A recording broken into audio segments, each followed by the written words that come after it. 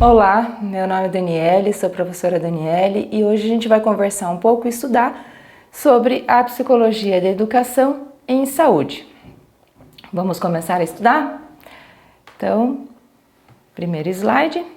Bom, a educação em saúde é um processo de trocas de saberes e experiências entre a população como um todo, incluindo usuários, profissionais e gestores de saúde. Então, é uma área da psicologia em que vai estudar o contexto da saúde como um todo. E nesse processo, cada pessoa é valorizada como um dono de um saber, de um aprendiz e um educador. Essa prática objetiva a prevenção de doenças, a promoção da saúde das pessoas, do sujeito e das pessoas e dos sujeitos ativos envolvidos em todo esse contexto.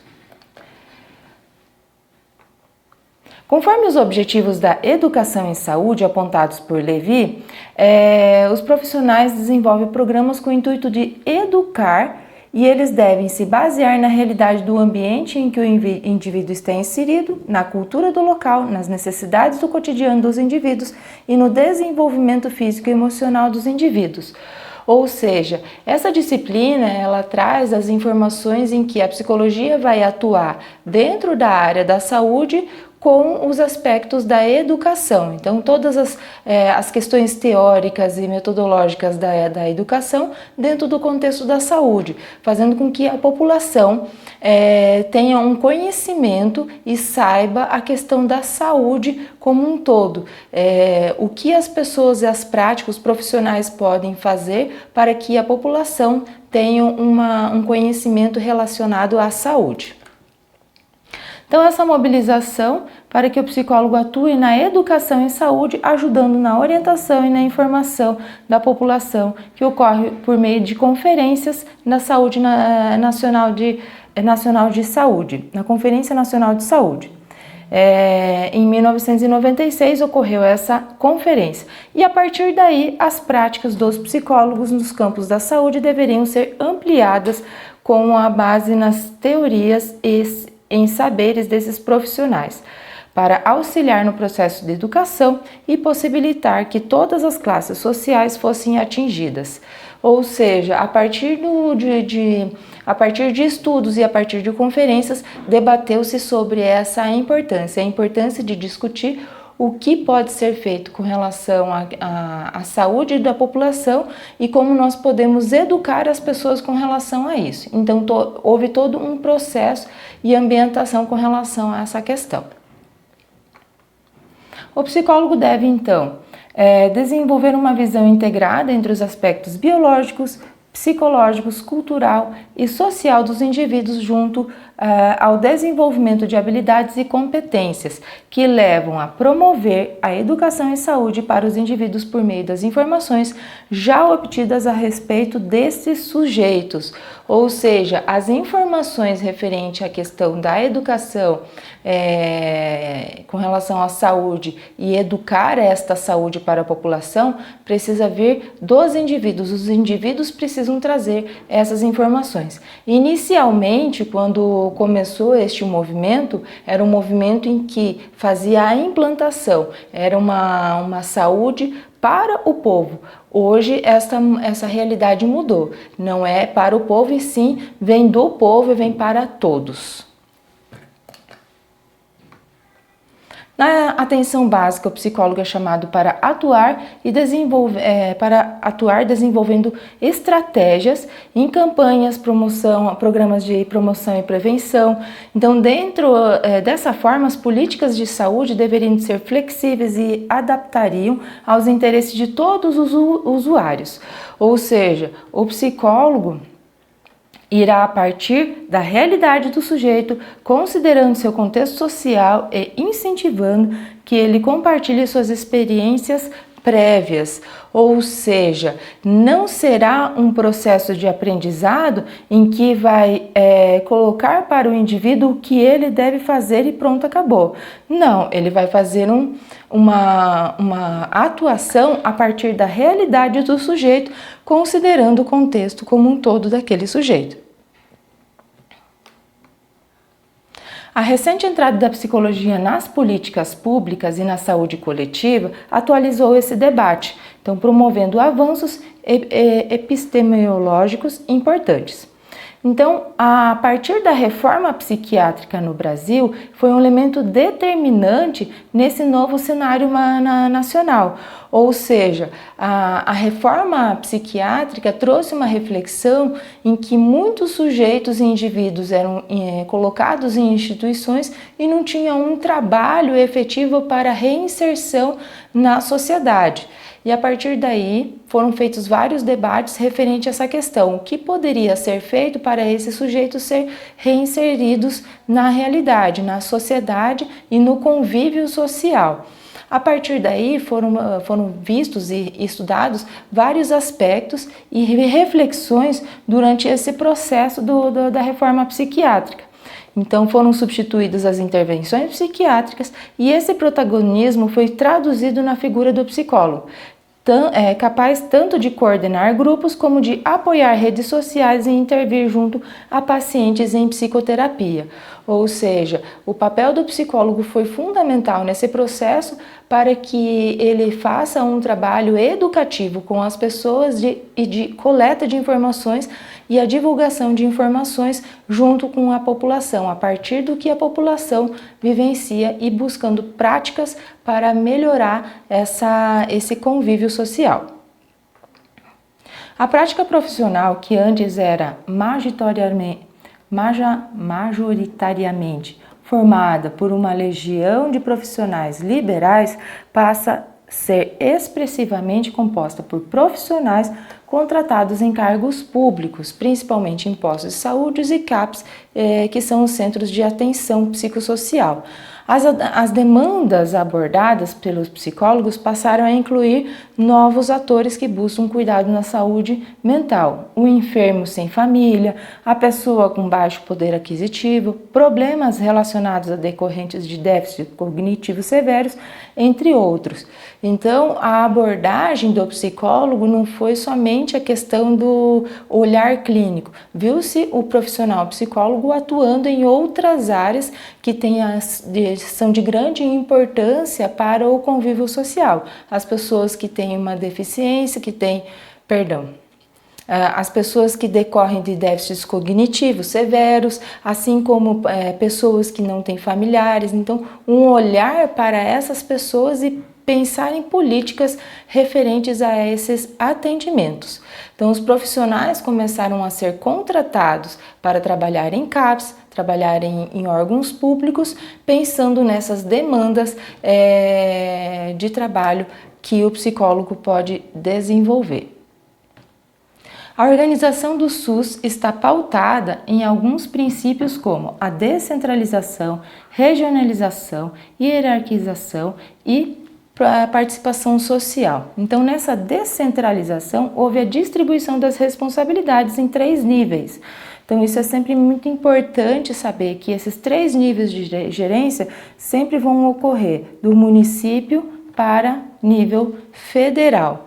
Então, fortalecendo os municípios, transferindo os cargos de gestão em saúde para secretarias municipais. Assim, faz com que o Estado tenha um trabalho mais efetivo e voltado para a população, em que observe a necessidade daquela população para se fazer uma política regional e federal consequentemente.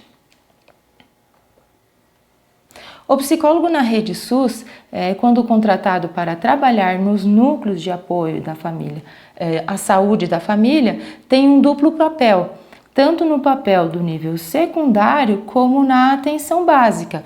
Ou seja, no nível secundário, ele vai ter uma atuação frente aos CAPs e policlínicas. Na atenção básica, ele vai prestar uma assessoria aos profissionais da equipe, mínima de saúde da família, planejamento e executando ações e serviços na atenção primária, ou seja, vai atuar tanto na questão de uma estratégia, buscar uma estratégia, um planejamento de atuação na atenção primária, assim como uma atuação a nível secundário, que refere-se à atuação dentro dos centros e instituições de saúde. Desde a década de 90, a educação popular se fortalece como uma estratégia de construção da participação popular no SUS, então por meio de rede de educação popular em saúde. A educação em saúde, segundo os conceitos da educação popular freiriana, colabora significativamente no processo de construção de ações e políticas. As estratégias propostas no contexto de trabalho do Paulo Freire facilitam a participação popular consciente, ativa, crítica, como tal previsto nos princípios básicos do SUS. Então, Paulo Freire foi um dos pensadores e das pessoas que trouxe uma reflexão muito positiva nessa área da educação em saúde, ou seja, ele trouxe conceitos e reflexões a partir do momento que ele começou a estudar a população como um todo referente a essa questão da saúde. Então, no final da década de 40, Freire trabalhou com um grupo de 300 adultos e nesse grupo de 300 adultos, ele fez um papel importante em que ele alfabetizou esses alunos num prazo de mais ou menos 45 dias.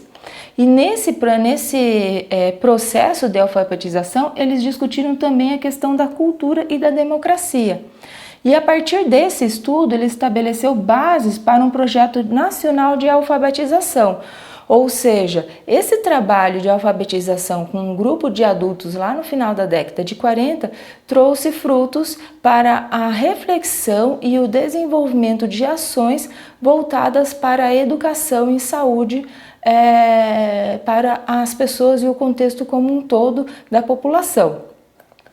E nesse processo, nessa implantação, ela foi interrompida devido ao início do golpe militar, que foi continuada em alguns países por ocasião do seu exílio, e ela foi contada e sistematizada em seu livro da Pedagogia do Oprimido, que foi escrito em 1968. Então, Paulo Freire, nesta obra, ele faz o quê? Ele expõe a concepção do homem e do mundo, em que lhe deu bases para conceber uma nova forma de pensar a educação, dando origem ao que chamamos de educação popular. Então, a partir deste trabalho, ocorreu uma nova concepção, uma nova reflexão sobre o aprendizado do adulto e uma nova concepção sobre o pensar da educação, que a educação ela é para todos, independente de idade, independente de classe ou região, enfim, é uma educação que vem para todos e partindo de todos. Paulo nomeou sua obra mais importante a pedagogia do oprimido e não a pedagogia para educar os oprimidos, ou seja, é uma educação popular do povo e não para o povo. É num sentido em que o povo oprimido se liberta, transformando de maneira como a sociedade perpetua suas relações de opressão entre os homens. Então é fundamental entender que essa educação popular é do povo e não para o povo, ou seja, ela não vem trazendo conceitos prontos e acabados e estabelecidos. Ela vem para pensar e conceber a educação do povo e considerar a educação que as pessoas adquiriram ao longo do tempo. Aspectos centrais da visão de homem e de mundo na teoria da educação freiriana, vitais para a sua compreensão. Os homens são oprimidos e opressores. Oprimidos e opressores não existem isoladamente, mas sim dentro de uma unidade dialética, oprimido-opressor. Ou seja, assim como a reflexão foi feita para a questão da opressão e oprimidos, então pensar que os homens, eles são oprimidos e ao mesmo tempo eles são opressores, são dois papéis que são realizados. Esses papéis, eles não existem isoladamente, mas dentro de uma unidade dialética, é uma discussão em que tem o oprimido e o opressor o tempo todo ali. Assumem esses papéis dentro das possibilidades que lhes são apresentadas pela realidade concreta que vivenciam. Então, na realidade que se vivencia, tem essa questão do oprimido e do opressor. E essa realidade é importante fazer uma dialética e uma discussão referente a essas questões e conceitos. A sociedade se organiza de forma a produzir oprimidos e opressores, portanto, necessita ser transformada.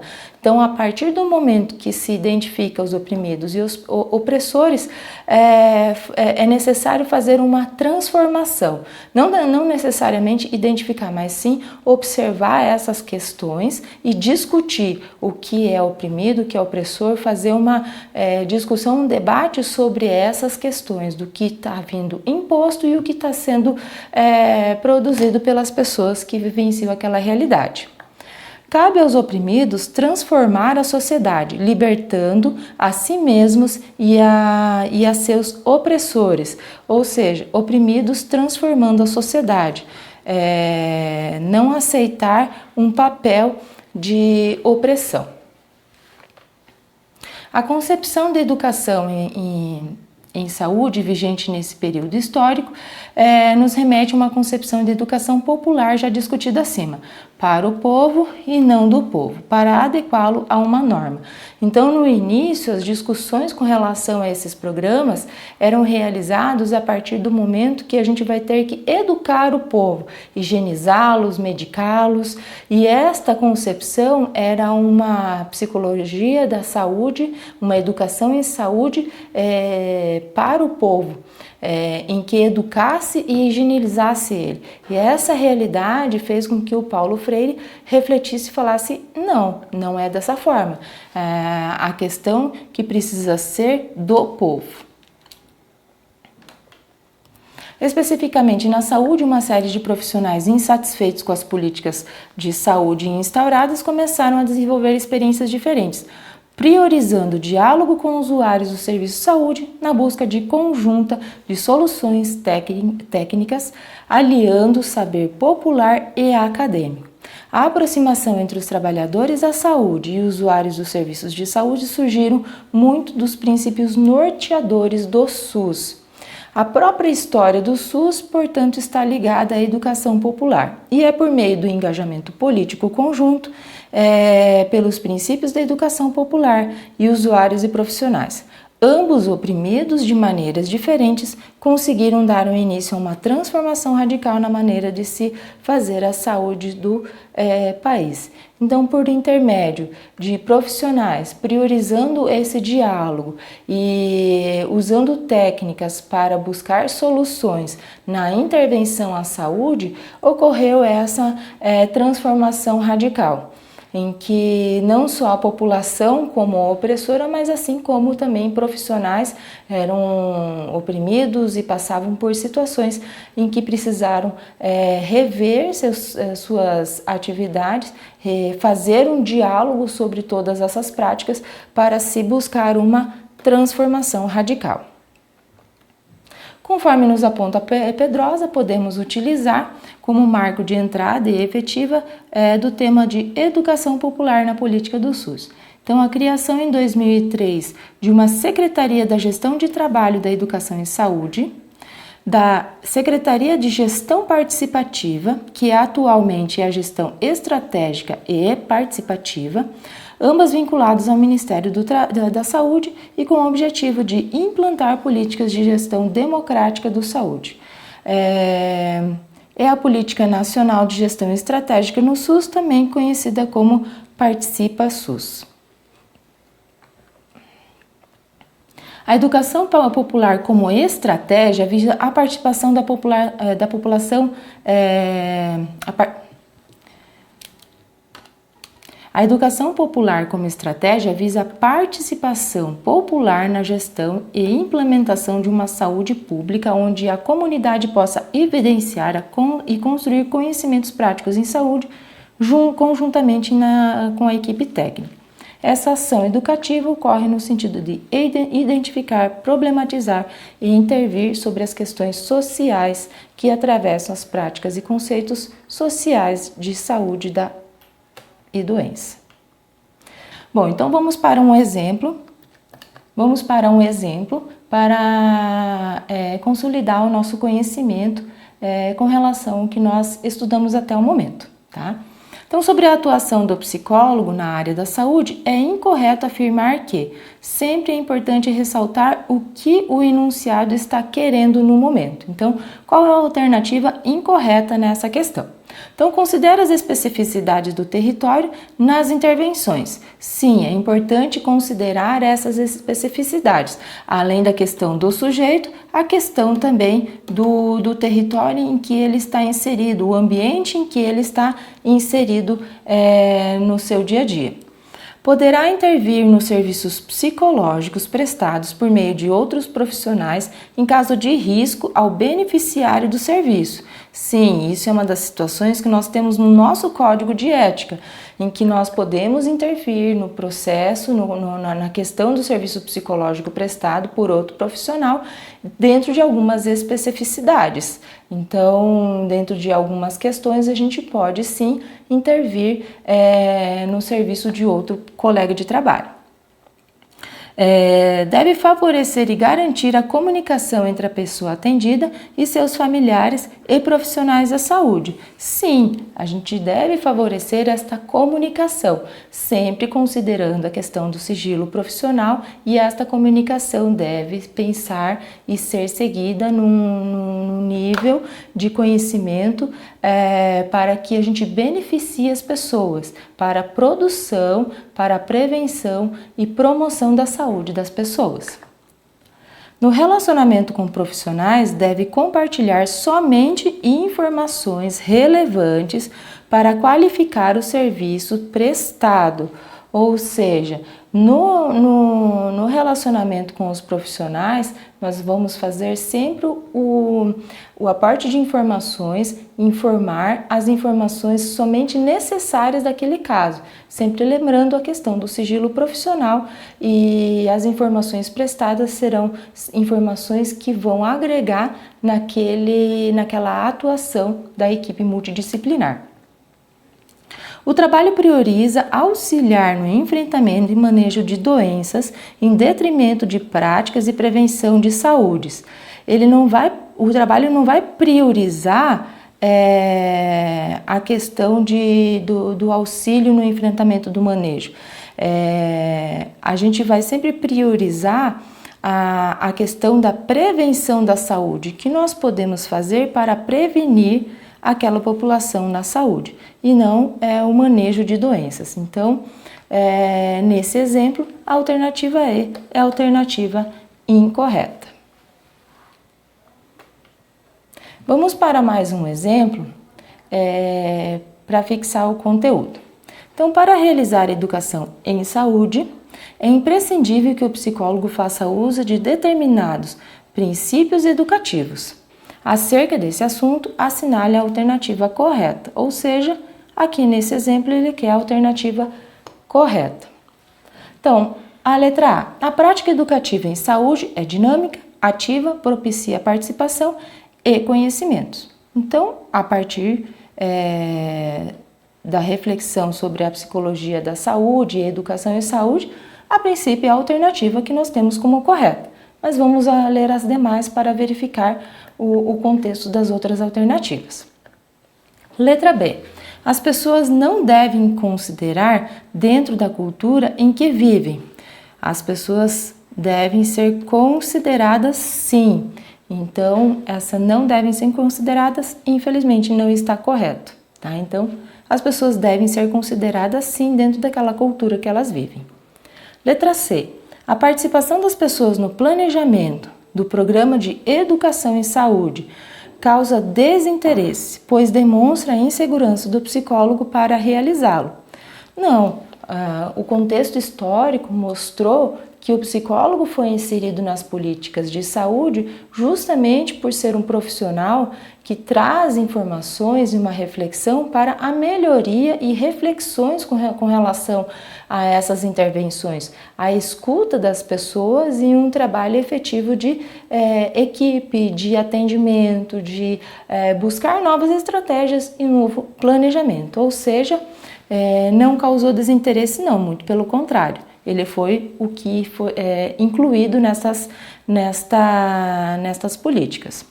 O trabalho educativo deve ser finalizado com o estudo dos problemas ou das necessidades do grupo. O trabalho educativo ele deve ser finalizado com os resultados, não o estudo dos problemas. Não é a questão de a gente estudar os problemas e as necessidades, a gente fazer uma intervenção e um trabalho de promoção de saúde, de prevenção de saúde. E o estudo não é finalizado, o estudo está constantemente sendo atualizado. Então, todo o trabalho de planejamento é realizado e a partir desse planejamento é realizado novas atividades, novas possibilidades. Então, um trabalho educativo ele nunca vai ser finalizado, ele vai ser realizado sempre em continuidade, em constante aprendizado e educação. Todas as atividades educativas devem visar um ajustamento psicológico e a padronização dos comportamentos sociais. Isso não é possível porque nós não podemos padronizar comportamentos sociais. Os comportamentos são desenvolvidos pelas pessoas, são expressados pelas pessoas e nós não conseguimos fazer uma prevenção nesse sentido. O ser humano é um ser humano complexo, formado por um histórico, por questões internas, né, questões fisiológicas, contextos internos, familiares, convivência, e nesse sentido nós não conseguimos fazer isso. Isso não está previsto. As nossas atividades educativas é para a prevenção, para uma busca de divulgação de informações e comunicação, assim como a escuta da população com relação ao que pode ser feito naquele contexto.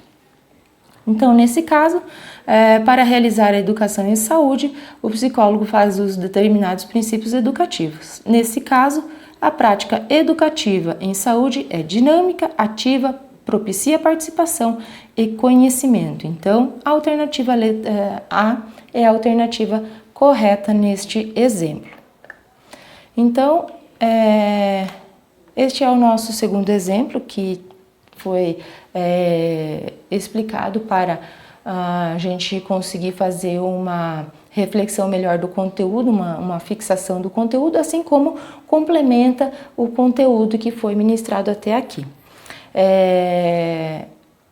Eu desejo um bom estudos a todos, bom planejamento de estudo, de informações e nos vemos numa próxima aula. Até mais, tchau!